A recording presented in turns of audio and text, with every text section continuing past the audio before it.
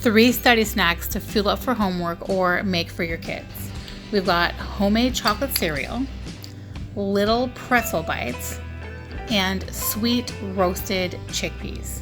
So first up is the cereal. It starts with some milk, an egg, and agave nectar, but you can use sugar if you want. Whisk it all up and add some almond butter. It is harder to whisk if it's a little chunky. Then in a different bowl, it's flour and unsweetened cocoa. Whisk it up and then slowly whisk that into the wet ingredients. Then use a spoon to really mix it all in. It does get a little tricky.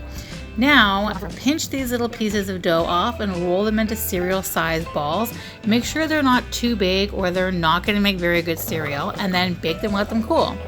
I think you can tell which cereal I'm trying to copy by looking at it, and I got pretty close.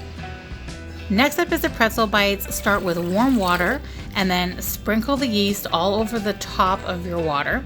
Then go ahead and add the brown sugar, whisk it all up, and then whisk in some melted butter, and then just let that sit for a few minutes. In a new bowl, add the flour. I'm scooping with a 1/2 cup scoop here, so that's 4.5 cups total.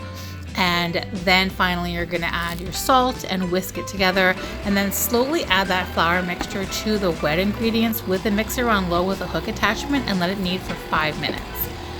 Then take the dough out, grease the bowl and put the dough back in, let that rise for an hour. Then flour your counter and knead the dough for a few minutes.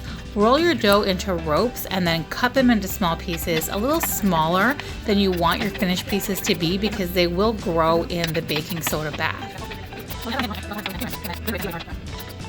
And then to prepare that bath, just simmer water and baking soda to dunk the dough for about 30 seconds before you move them to the baking sheet. Sprinkle with salt or everything bagel and bake.